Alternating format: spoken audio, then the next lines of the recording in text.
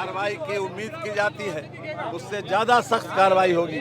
ये योगी सरकार है और लोगों को ये बात का भरोसा भी है। सर ये कोई एक संस्थान नहीं है, ऐसे लखनऊ में बहुत सारे संस्थान हैं जहाँ पर यहाँ पे और जिस प्रकार से लोग रेजिडेंशियल नक्शा पास करा के कमर्शियल एक्टिविटी करते हैं, उनके खिलाफ भी कार्रवाई होगी। सर कार्रवाई होगी या कागजी कार्रवाई होगी? दो चीजें। कार्रवाई होगी। सर आप प्रभारी मंत्री हैं, इस होने के बाद ही कार्रवाई की बात शामिल की जाती है। निश्चित रूप से ऐसे लोगों की जानकारी की जाएगी, पूरी सर्वे करा के की जाएगी। सर जो दोषी अधिकारी अगर पाए जाते हैं उनके लिए क्या होगा? जो दोषी अधिकारी पाए जो जाएंगे, दोषी अधिकारी पाए जाएंगे उनके खिलाफ भी कार्रवाई होगी। यहाँ अलीगंज में बहुत दर्दनाक हादसा हो गया है।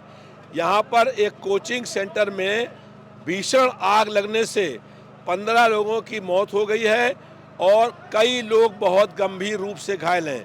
ये केवल हादसा नहीं है, ये प्रशासनिक और सरकार की कड़ी लापरवाही है, जिसके कारण से ये बड़ा हादसा हुआ है।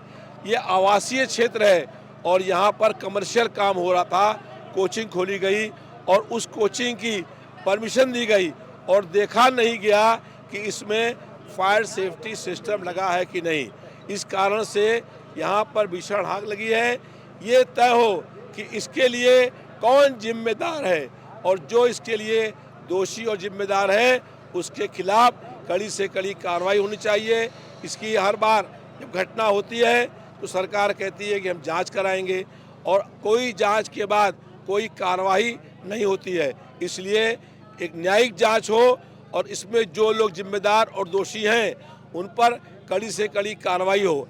हमारी मांग पूरे लखनऊ में सैनिटाइजेशन की जरूरत है। इसी तरीके के जो घटनाएं अगर आगे ना हो, इसके लिए इन घटनाओं को रोकने के लिए ये आवश्यक है कि प्रशासन और सरकार ऐसी कमर्शियल बिल्डिंग में ये देखे कि आग को बुझाने के लिए फायर सेफ्टी सिस्टम लगा है कि नहीं, और अगर नहीं लगा है तो वहाँ पर लगवाया जाए। हमारी ये मांग है कि जिन लोगों की इस हादसे में मौत हुई है उनको सरकार 1 करोड़ रुपया आर्थिक मुआवजा दे और जो लोग घायल हुए हैं उन्हें 50 लाख रुपया मुआवजा दिया जाना चाहिए।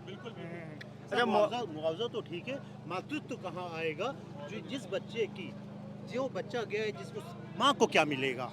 निश्चित रूप से निश्चित रूप से ये सारी सरकारें कह देती हैं, ये सारी सरकारें कह देती हैं, आज चाहे बीजेपी की हो, चाहे सपा की हो, चाहे बसपा की हो, लेकिन ये तो सारी सरकारों में ये चीज़ें आती हैं कि भाई हम परमिशन देते हैं, जो हमारे उसके अंडर्स में सरकार के अंडर्स में काम करती नगर निगम वगैरह हो गए, जो यहाँ के मार्केट इंस्पेक्टर्स वगैरह हैं, क्या वो ड्यूटीज़ वो इनरोल तो हुएंगे किसी और सरकार में? काम तो आज वो कर रहे हैं।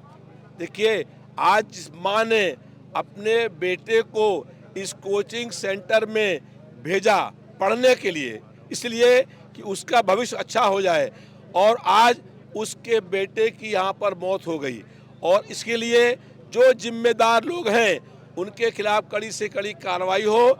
और मैं तो ये मांग करता हूँ कि अगर कोई दोषी जिम्मेदार है तो इनके ऊपर जो है इसका हत्या का मुकदमा कायम हो कि जिन लोगों ने आज माओ के कोख बेटे को उनके छीनने का काम किया है।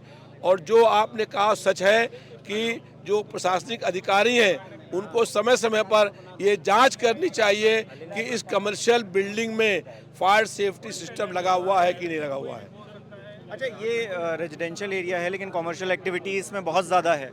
ये आवासीय क्षेत्र है और लखनऊ विकास प्राधिकरण ने पैसा लेकर के यहाँ पर कमर्शियल काम करने की अनुमति दी है। आप देख सकते हैं जहाँ पर आग लगी है उसके बगल में भी कमर्शियल जो है काम हो रहा है।